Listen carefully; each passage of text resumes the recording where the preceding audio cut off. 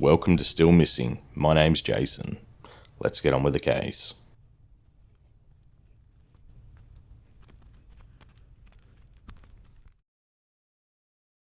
Our eighth case takes us to the north coast of New South Wales to a small coastal town named Brooms Head. Annemarie Jeffery was born in South Africa on the 15th of September 1946. She married her husband David Jeffery in 1974. During their early married life in Johannesburg, Annemarie was a bilingual senior nursing sister working in a rehabilitation hospital. Her husband described her as intelligent and well-read and independent during the inquest into her disappearance in 2023. And along with that, a dedicated mother to her children, Renee and Stephen. In 1978, the family made a difficult decision to move to Australia to raise their children. While it was difficult for Annemarie to be away from her parents, she entered into her new life with enthusiasm. Annemarie would retrain as a bookkeeper and was involved in the family business. Once her children left home, she travelled widely with her husband and enjoyed the company of her many friends. Annemarie, being a senior woman at the time of her disappearance, at the age of 73, it's understandable that she would have had a few medical conditions that may have played a part in her going missing.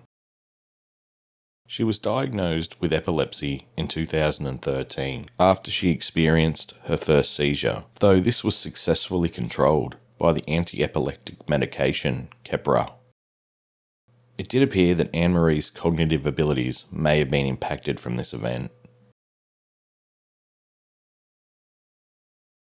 On the 9th of December 2019, Annemarie attended an appointment with her neurologist, who noted that she had been diagnosed with a mild cognitive impairment, which she expected would become Alzheimer's disease.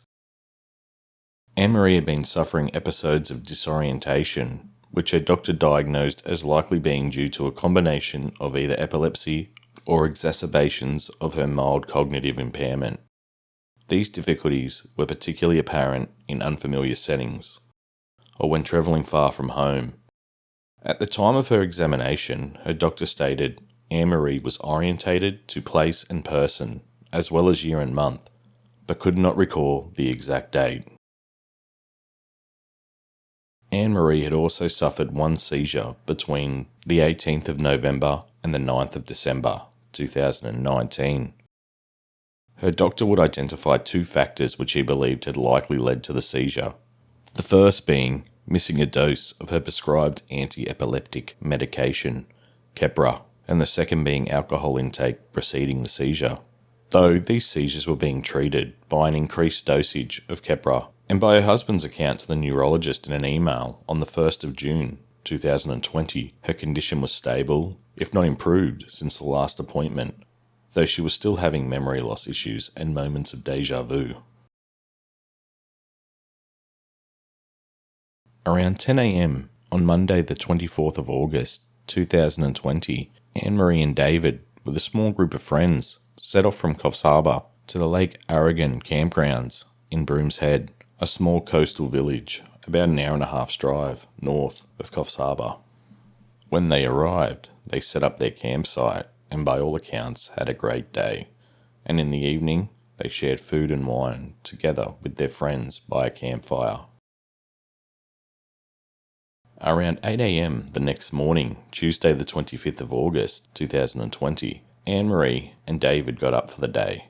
Annemarie got dressed and walked to the toilet block alone. They estimated the distance from the campsite to the toilet block was around 185 metres. Annemarie returned shortly after and began cooking breakfast at the campsite. At about 8:30 a.m, the group discussed their plans for a walk along the North Track, which involved wading through water. Roslyn and Sue didn't want to get wet, so were likely to walk south. Annemarie had opted to go with David and Garth on the walk along the North Track. Sometime between 8:30 a.m. and 9 a.m, Annemarie told David she wanted to go to the bathroom again before they set off for a walk. A short time later, Roslyn also left for the toilet, not realising that Annemarie had already gone. The precise timing of these events is not established, but David believes that it may have been 10 minutes between Annemarie and Rosalind leaving for the toilet block.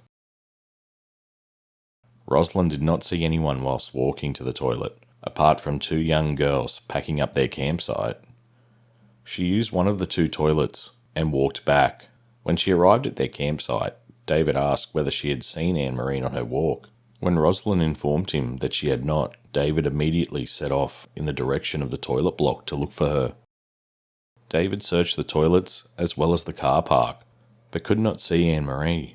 He rushed back to the campsite and alerted everyone in the group that Annemarie was missing.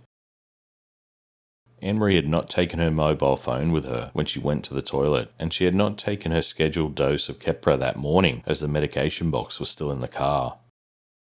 David would get into his car and drive along all the surrounding roads, as he thought Annemarie couldn't have gone too far in that short time.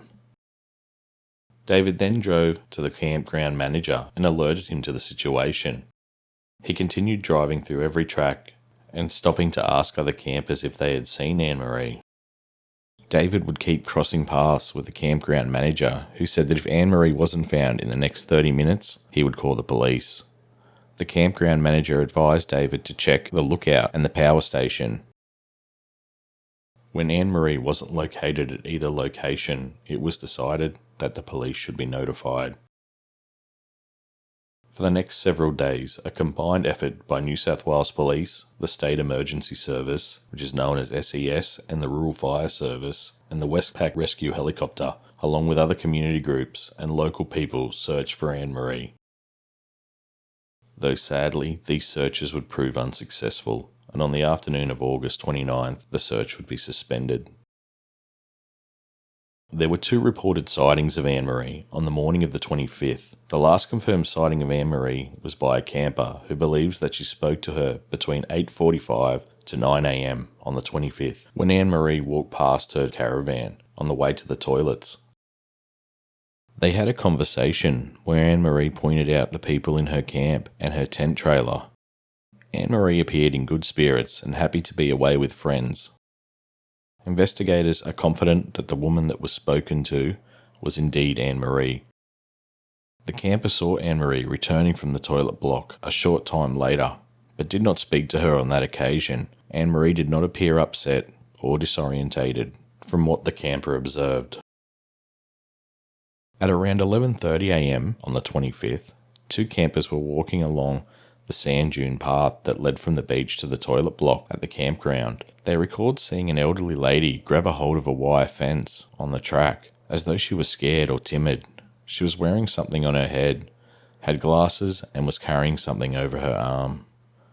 At the time, the campers did not think anything of it, as they were not aware that there was a search for a missing person underway. The precise time of this sighting is not confirmed, nor is it confirmed if this was actually Annemarie or possibly another woman, though no one else has been identified as this woman. During the inquest in 2023, the coroner found that Annemarie had died, likely on or in the days shortly after she went missing on the 25th of August 2020, and that her place of death is somewhere in the vicinity of Lake Argon and Redcliffe campgrounds near Brooms Head, New South Wales. The coroner was unable to determine if she died on land or in the water. Her cause of death remains unknown, and her manner of death remains unknown. Annemarie Jeffery was 73 years old at the time of her disappearance. If still alive today, she would be 77 years old. Annemarie was a white female. She was 160 centimetres tall, of a thin build. She had grey hair and blue eyes. She was last seen at the Lake Argon camping ground near Brooms Head, New South Wales, on the morning of the 25th of August 2020. If you have any information about the disappearance and death of Annemarie Jeffery, please call Crime Stoppers on 1800 333 000.